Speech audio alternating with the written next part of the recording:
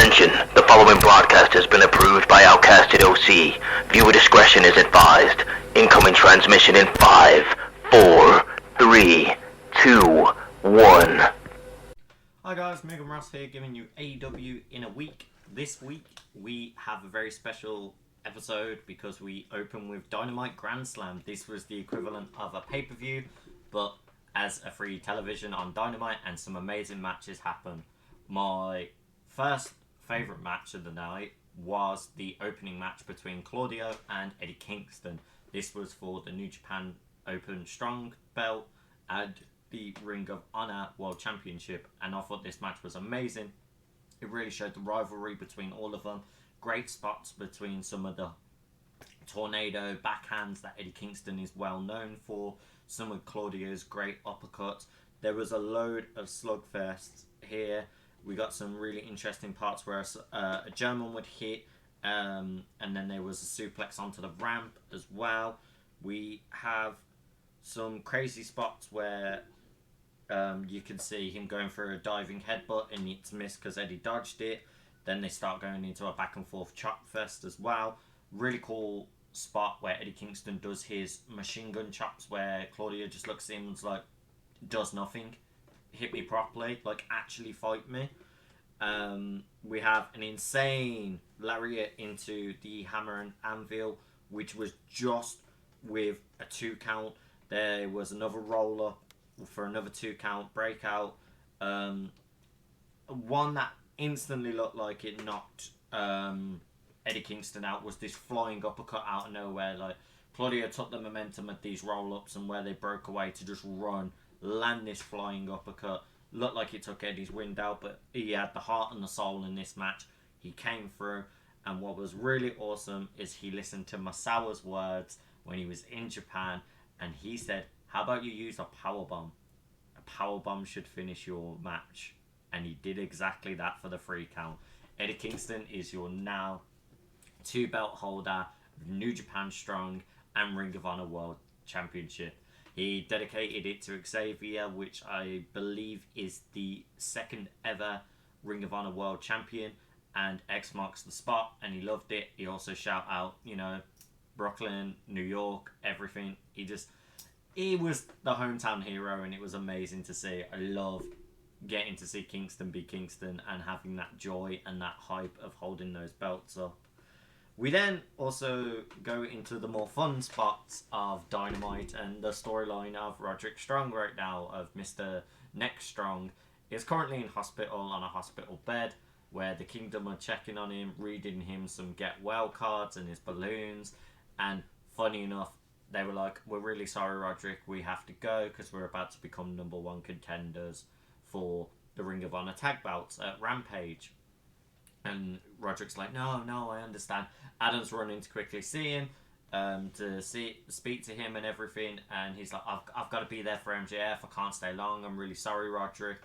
And he's like, forget about him, what about me, and everything. And Roderick has this moment where he pulls like the hospital bed up and just looks at him and just went, just go, just freaking go, and looks really upset and devastated, which plays into a little bit of what happens later in the show. We get Chris Jericho versus Sammy Guevara, and this is to continue the feud of what's been going on with them, where they have started having this, we're going to be les sex gods again, and then they fell out, blaming each other, and it turned into a fight. And just before that, we get Christian cutting a promo on how he's going to beat Sting and Darby Allin on Rampage, and then how he's going to continue that beating in Collision, where they are going to have a triple threat of Christian, Luchasaurus, and Darby.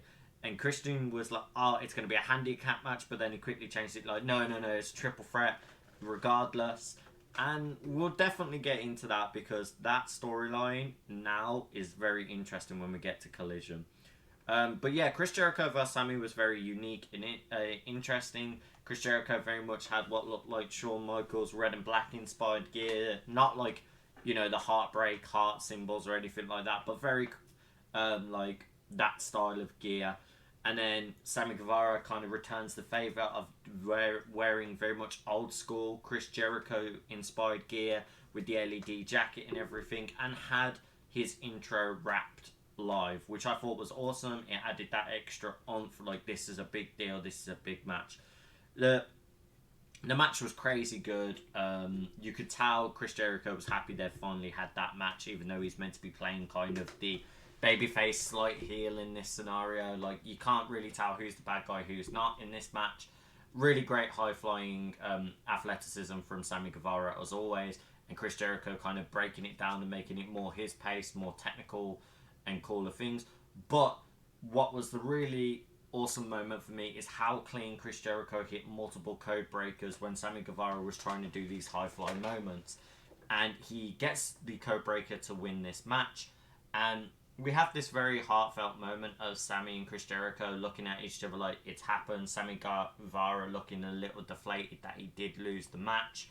And they kind of hug it out to very reminiscent of what I was mentioning there of Shawn Michaels and Chris Jericho all those years ago, where Shawn Michaels Chris Jericho betrayed Shawn Michaels with a nut shot.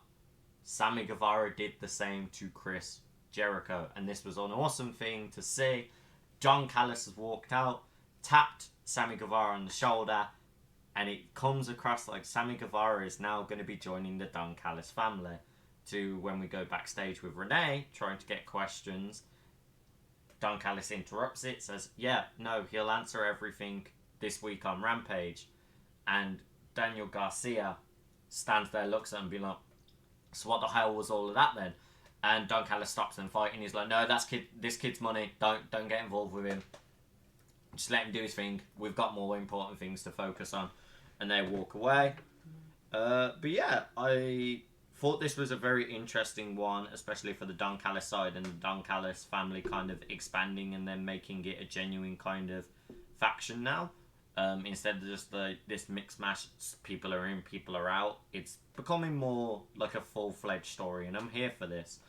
We have MJF making a promo as he rolls up in a very expensive car that he has, with Adam Cole to the side of him, and he made it very clear he will choke out Samoa Joe because that's what Samoa Joe is known for and what he's good at, and goes to do this. And that's a fact because I'm better than you, and goes to do the baby, but Adam Cole is interrupted by Roderick calling. He picks up the phone, he's like, I'm sorry, it's Roddy. No, Roddy, you're not going to die. Like, calm down, speak to me, what's going on? And he walks away on the phone on this promo. But unfazed, MJF just goes, you're mine, Joe. And that was that. It was short, sweet, made us know. We now get into the awkward part of my review and the awkward part of Dynamite Grand Slam. Don't get me wrong, I thought the match was still good, but there were a lot of problems that happened here. Ray Phoenix versus Jon Moxley, and we now know where Jon Moxley was concussed very early on. It was a spot where Ray Phoenix takes flight, and Moxley was about to go catch him, but his head hit the floor first, not his arms covering it, because he was meant to try and help assist Phoenix at the time, and Phoenix just slipped away, and Moxley's head bounced off the floor. He was concussed. He started getting stable back in the middle of the match. That's why you saw him start selling things again, getting the slaps, the chops in. But I think when he got the superplex again, he knew something was wrong, didn't know what was going on, and he called for the audible. The ref didn't see the angles of where things went bad. He didn't know that Moxley was concussed because Moxley carried it on, and it just looked like his slot was selling the match a lot more until towards the end. And Moxley has confirmed that the pole drivers were not what hurt him, the two of them, that one. And Rick Knox has been a great referee who's called many different things, and this was just the one time. It was a bad angle for him. He didn't know what was going on, and he didn't call it because he knew Moxley was meant to retain and have a long reign. But if Moxley was injured, things changed and he called the audible. Either way, Ray Phoenix is now your international champion. I'm fine with this as long as they build him right and make it make sense, and Moxley gets a rematch clause within the matches going forward, hopefully. We have the Kingdom, the Hardys, Best Friends, and the Righteous being announced to have a match at Rampage for a number one contenders spot for the Ring of Honor tag belt at Wrestle Dream. I thought this was an amazing thing. So many great tag teams, and I love that the Righteous is being pushed and put on here because they, for me, are one of the most unique, weird tag teams. They've got that nice little bit of horror going with them, and I'm fully here for this to see where it goes more.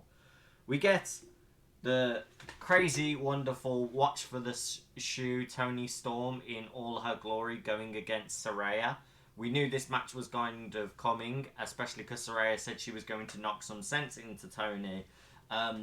It felt a bit weird that they did the whole 4-women contender to get the spot, knowing Toni was probably the most likely going to get it. But here we are, we're there. We get the match. All in all, pretty good match. You see Toni Storm really focusing on Saraya's neck issues that have been happening in the past. And you saw that she did a DDT on the ramp, very like Randy Orton style, like drag the body out as far as you can and do it in between the ropes. And then as soon as Saraya got back up again after Ruby checked and the ref checked, she did it going back into the ring. We had some unique interactions where Toni rolled under the ring to hide from Ruby on the outside, grabbed the shoes from under the ring, beat her down with it. Ref being distracted by this, she then hit Saraya with another one that was behind her in her trunks, which Saraya still kicked out of. We had a nightcap be hit by Saraya for only a 2 count, which I thought was very interesting because not many people have kicked out the nightcap since she's been in AEW. So we'll see where that now goes going forward. There was a really interesting spot where a spray can was getting involved. Toni went to look like she was going to do it to Ruby, stopped her, grabbed the can, threw it to Saraya when the ref was distracted. When Saraya grabbed it, sprayed Toni. That was where the 2 count was for the nightcap. So Toni broke out of that. There was an exposed turnbuckle that Toni tried to do, and she went to go for a hip attack on it and missed, so that really hurt her.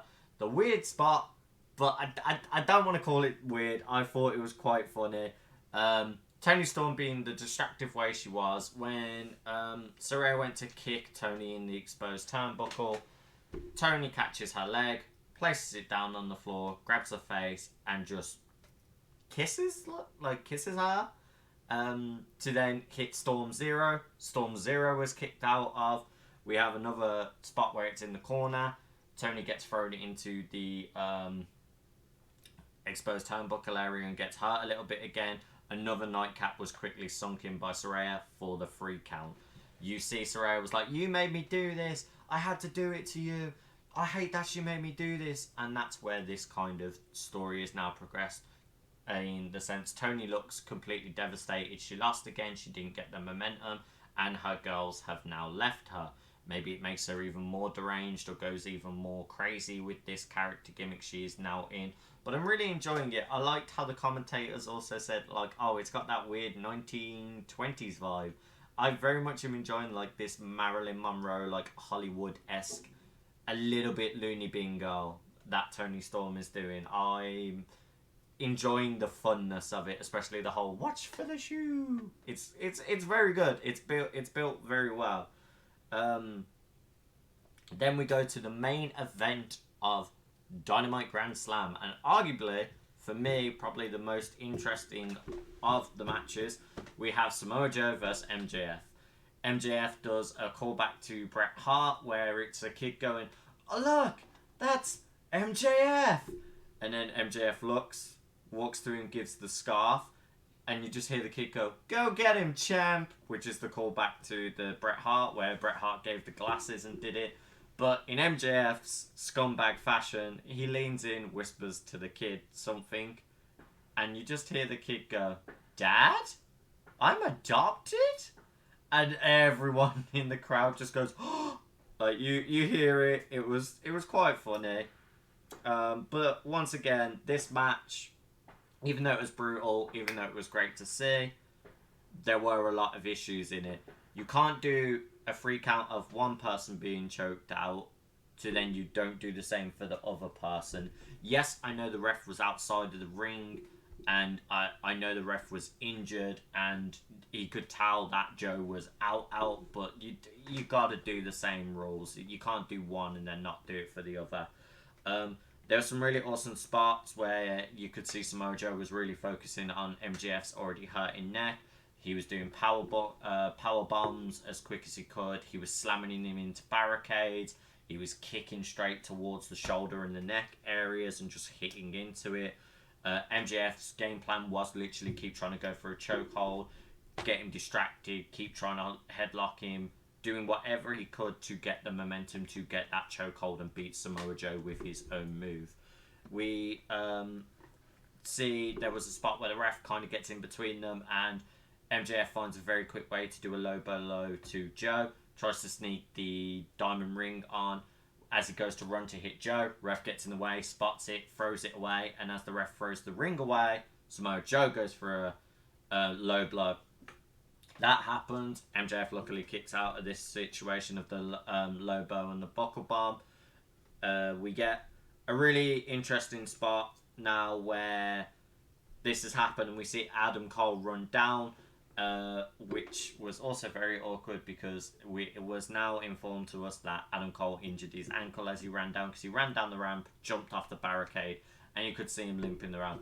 He tries to will MJF to carry on fighting as he's being choked out by Joe, which he does. You see the 1, the 2, and then the 3rd goes to happen, and he powers back up.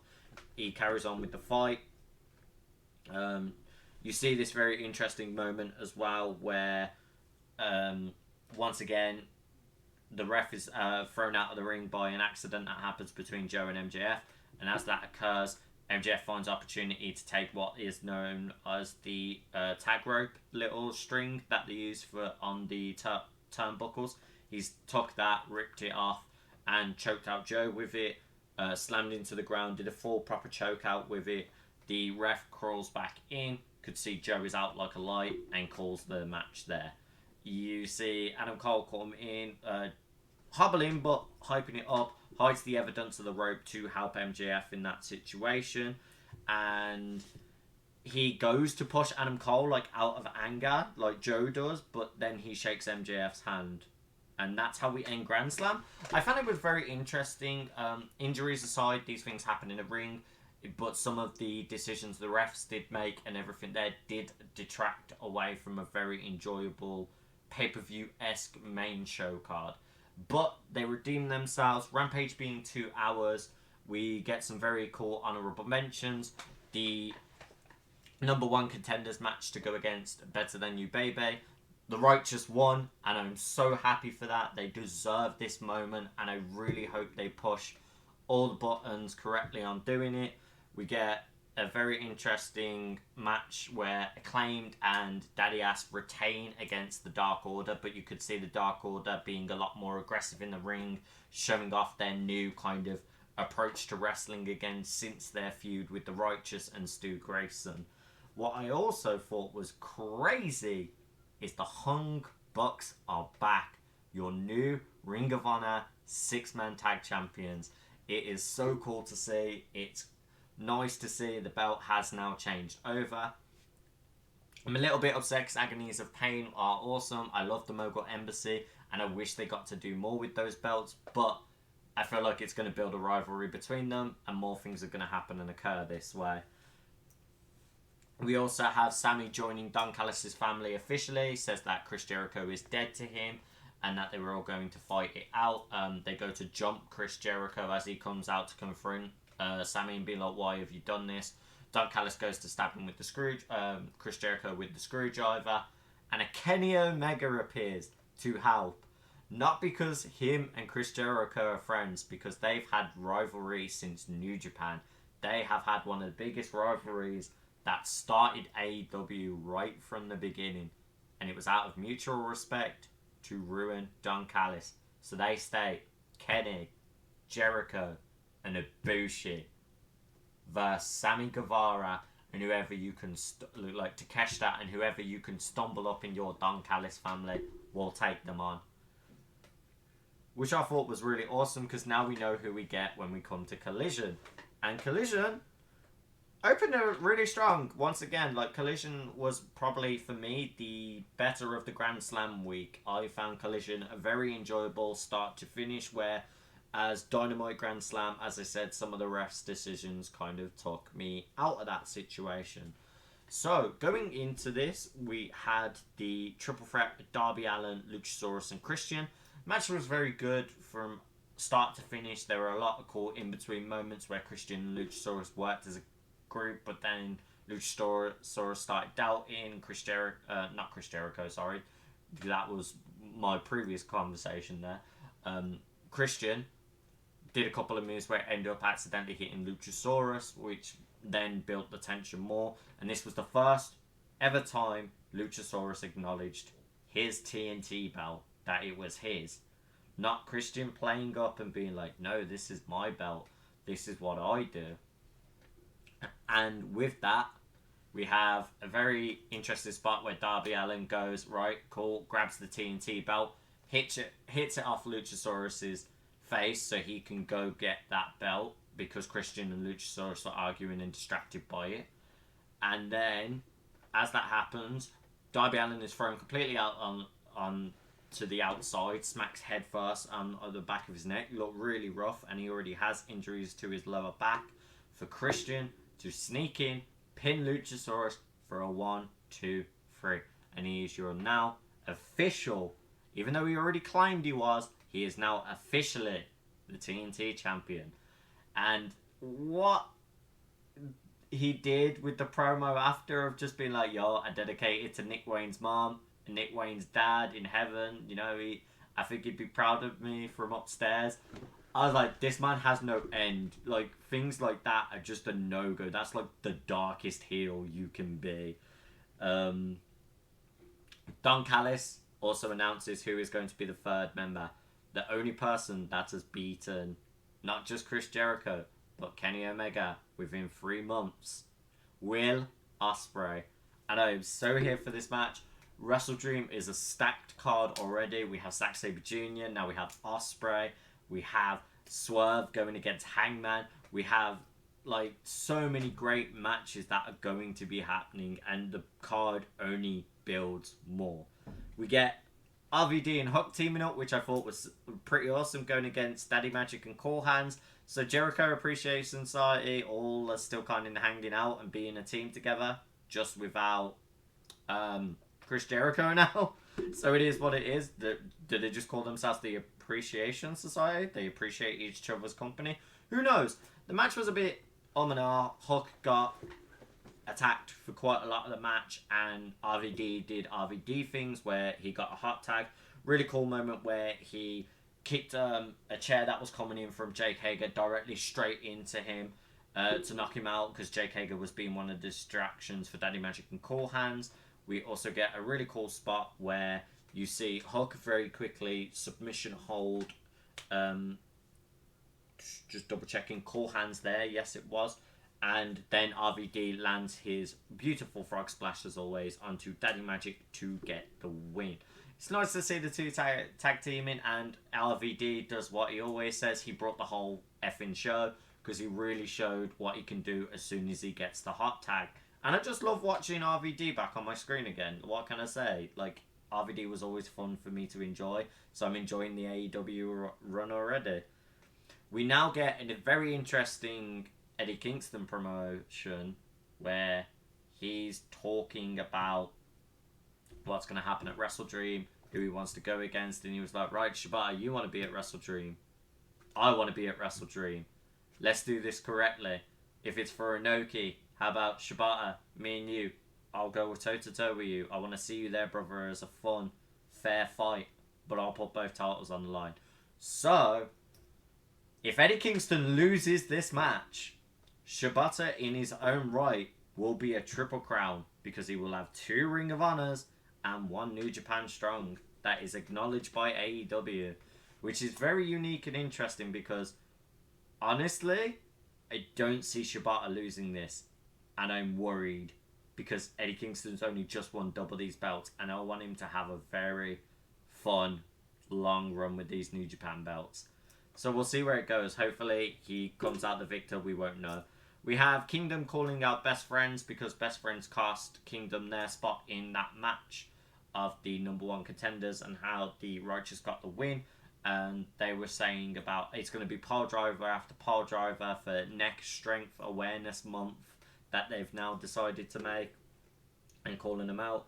We have Julia Hart versus Kira Hogan. This was meant to be Willow Nightingale versus Julia, but Willow was attacked backstage and hurt. The only assumption is Julia did that.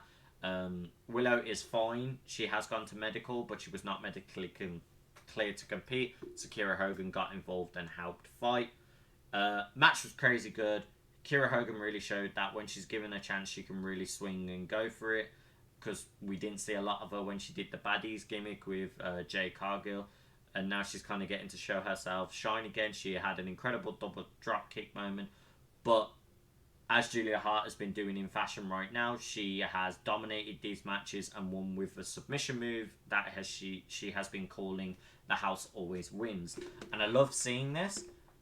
As she's done that, Brody King takes the mic, does a promo, states how much that Julia Hart has been dominating everyone, and the body count just keeps stacking up, and she's doing this because they're wanting to redeem the last loss they had. Julia Hart's last loss was to Chris Statlander. Julia Hart wants a chance at the TBS title, which I'm fully here for. I'd love to see that match at Wrestle Dream, and I think we are going to get that. As this happens though, Julia Hart decides to re-attack Kira Hogan, re-holds her in a submission hold. Sky Blue walks down to go and save her. And yes, I mean walks. No running, nothing like that. Walks kind of like, meh, trying to shout at Julia. Julia breaks the hold and hides behind Brody King. So Brody King steps aside for a second, and Julia Hart black mists Sky Blue in the eyes. So who knows when that now progresses, because we've known sometimes when the black mist happens, and if Malachi does that, people sometimes join the House of Black. Is that going to happen to Sky Blue? Time will tell, but it is very interesting they are still using this black mist, they are still building up Julia Hart, and I'm very excited for the Chris Statlander Julia Hart match.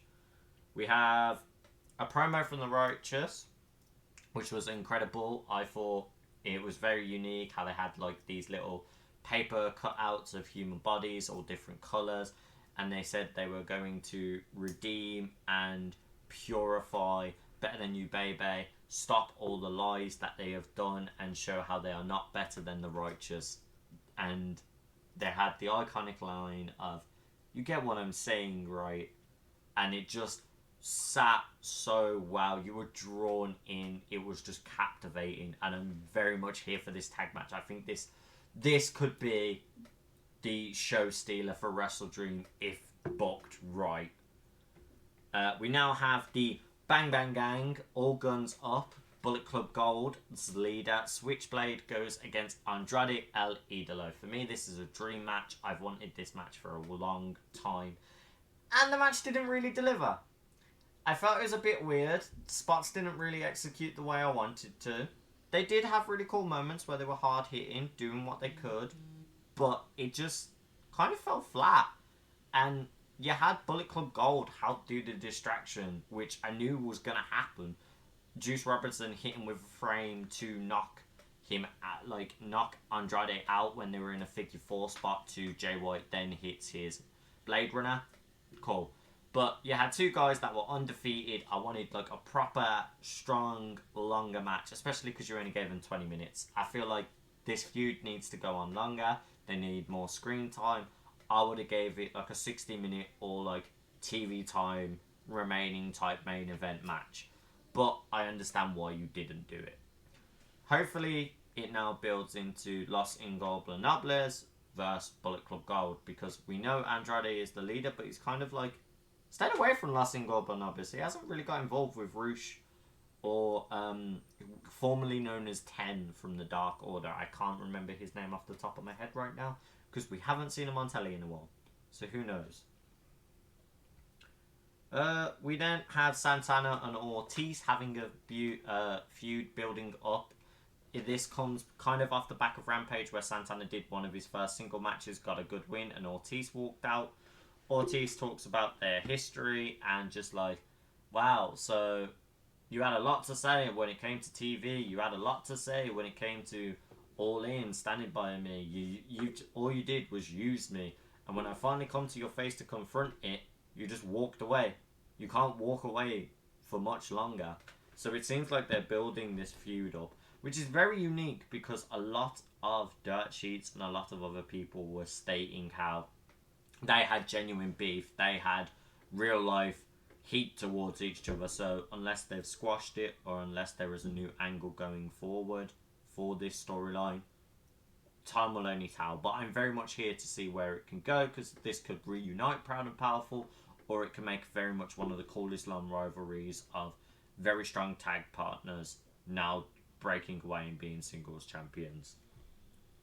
We then have Shane Taylor talk about him and Keith Lee, how they used to be really cool tag team together, how they were the Pretty Boy Destroyers in Ring of Honor and had a long reign. It was really cool to see them talk about their long reign and how they used to fight together, and stated, but if this is what I've got to do to provide for my family, I will put you in the dirt. You don't go in front of my family. And if you want to go square on with me again, fine. But you've got to go against the best technical wrestler in the world, Lee Moriarty. And Lee Moriarty's like, talk to him.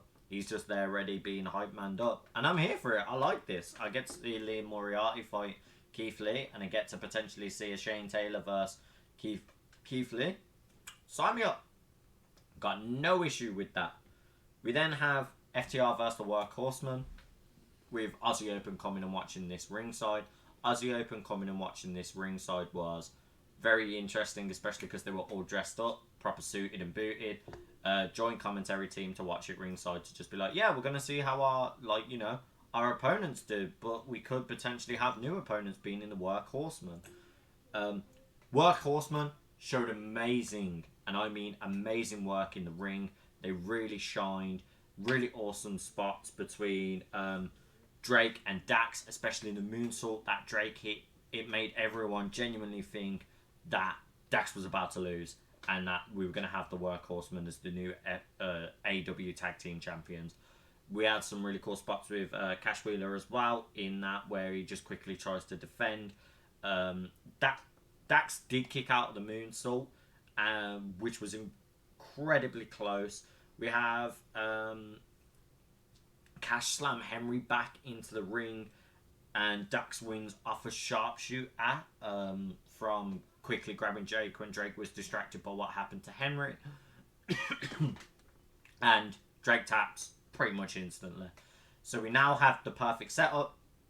It is a callback to Royal Quest, which I was there for and watched the first match. So I'm fully here for this second match of FTR versus Aussie Open, with the AEW World Tag Team titles on the line. Not much could get better. Not much needed to be said. But they decided to have a quick promo. And Aussie Open openly admit, like, no pun intended there, that, yeah, they haven't lived up to their hype, but they need to do this to prove to the fans, to prove to you guys, to prove to themselves that they are the best tag team. They know how they can beat FTR. And for me, I want Aussie Open to win this. I 100% feel Aussie Open deserve this opportunity. I know they've only recently been signed with the company, but they are the it factor. They are your new guys. They are tag team wrestling in some of its finest forms. And FTR have had these belts for a very long time. It'd be cool to see it change hands. We get CJ Perry backstage talking about what she wants to do going forward, and how Miro, her husband, who she still loves dearly, lost his way when he tried to do all this redeeming, and he was preoccupied and stated with his temptations of consistently redeeming people and trying to focus on the past. He walks up to her and goes, the only temptation was ever you. I have to save these people, and if you are going to stake around, I'm going to have to save you. And she responds very quickly of, do I look like I need saving right now? Like, do I look like I need saving? He's like, not right now. And she was just like, right, so you do your thing, I'll do mine. I'm going to, do my thing and state, but I do want you to promise one thing. Whoever is my next client, whoever I manage as a wrestler, stay away from them if you have any love in your heart for me again. And Miro just walks away in pure frustration. So we don't know. Will she be managing Miro? Will she not be managing Miro? Like, where is this story progressing? Only time will tell, but it now tells me CJ Perry is going to be here for a longer time, and I'm here for it. I want to see her develop her character in a new opportunity that she didn't get beforehand when she was with WWE. And it's going to be very cool, regardless of where they go. We now get arguably the most incredible main event of the week between Bryan Danielson and Ricky Starks, being a Texas death match. And this match, I didn't think could top their strap match, and for me it near enough did. High spot after high spot, crazy moment where Ricky Starks dives into Bryan when Bryan's stuck in the crowd from where he was thrown into them. He just goes, nah, cool, I'm diving in, hits security guards, hits fans, hits Bryan. There was spots where unique weapons were coming out. Him getting sorry about that. Starks getting hit straight into the commentary booth, and you just hear the commentators being like, oh my god, how could someone hit this hard? Boys, we better step back, like, we better move. You don't want to get in between Bryan when he's got eyes like that going on. And then you had spots where Bryan did get really busted open, but he still powered through. You had Ricky play on that, like, bit into the open wound. And then the most cool throwback that I thought really stapled Ricky in this, he brings back the strap match they had, the bloody, soaked strap from before, and just beats down Bryan with it. To then, there was a chain get involved. We had them being, like, Bryan being choked out with a chain, but he luckily gets up just before a 10 count happens, because that's how this Texas death match works. It isn't a submission. It isn't by, pinfall.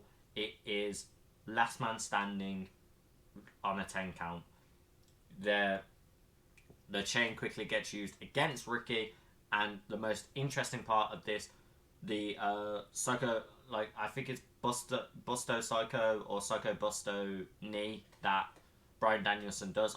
I'm not too sure on how they say the name of it. You guys correct me in the comments here. But yeah, he does a really interesting spot where he hits that with the chair, which slams straight into Ricky's face, so that dazed him. To then he goes, okay, I'm going to go next level with this, grabs the chain, wraps it around his knee, tightens it, hits the second one for the 3 count. Bryan Danielson wins this match. But once again, they've bled in the ring together. They went all out in the ring together. And I don't know how really injured Bryan is after that, because he is now going about against the technical prodigy. He is now going against the best technical wrestler from the United Kingdom in Zack Sabre Jr. at Wrestle Kingdom. Not Wrestle Kingdom, at Wrestle Dream. It's because Zack Sabre Jr. has some of the coolest Wrestle Kingdom moments for me. Either way, I'm beyond stoked for this. I can't wait to see where we go forward with these type of matches. I want to know, is Ricky Starks going to join Blackpool Combat Club or not? Because they've bled together. They tease him potentially joining it. And I'd be here for it. I know that's not everyone's cup of tea, but we'll see where it goes. I hope the Andrade and Switchblade continues longer, and I'm very much looking forward to Wrestle Dream. We have No Mercy and Wrestle Dream the same weekend as each other. Either way, I'm still going to be watching both. It's going to be hype, and let me know what you guys thought of this week in AEW. Stay tuned to the next episodes we have. We have the Raw review on Tuesday, and then we have NXT on the Wednesday, and then we have our podcast on Thursday. And then SmackDown review always comes out on the Saturday morning straight after SmackDown. And if you want to, like this video, subscribe, hit the bell notification, and I will see you all on the next AEW wrap-up.